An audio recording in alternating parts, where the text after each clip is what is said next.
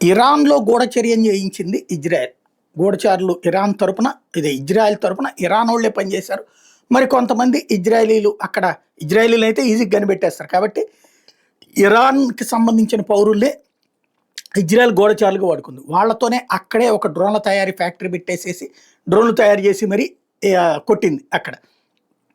ఇప్పుడు అలాంటి వాళ్ళని కనిపెట్టింది ఇరాన్. కనిపెట్టి పట్టుకుని కసి తీర్చుకుంటోంది. ఎట్లాగయ్యా అంటే వాళ్ళని అక్కడ ఏదైతే ఇప్పుడు ఇజ్రాయెల్ మీద క్షిపణులు ప్రయోగిస్తున్నారు కదా, ఆ క్షిపణులు ప్రయోగించేటప్పుడు ఇట్లా కట్టేసేసి వాళ్ళని ఆ క్షిపణుకే కట్టేసేసి పంపిస్తున్నటువంటి, అంటే పేల్చేటటువంటి క్షిపణితో పాటు వీళ్ళను కూడా పంపిస్తున్నారనమాట. తద్వారా ఇజ్రాయెల్ మీదని ఢీకొట్టేటటువంటి దాంతో పాటు ఇజ్రాయెల్కి సంబంధించినటువంటి వాళ్ళని చంపేటటువంటి ప్రక్రియ చేస్తున్నామన్నటువంటి సందేశం ఇస్తున్నారు. అయితే అలా కట్టేసిన మాట తప్పు, ఆ పక్కన కట్టేసి ఫోటోలు తీసిన మాట మాత్రం ఇదిగో మీ వాళ్ళని పట్టుకున్నామని చూపించిన మాట మాత్రం వాస్తవం అన్నట్టు అంతర్జాతీయ మీడియా చెప్తోంది.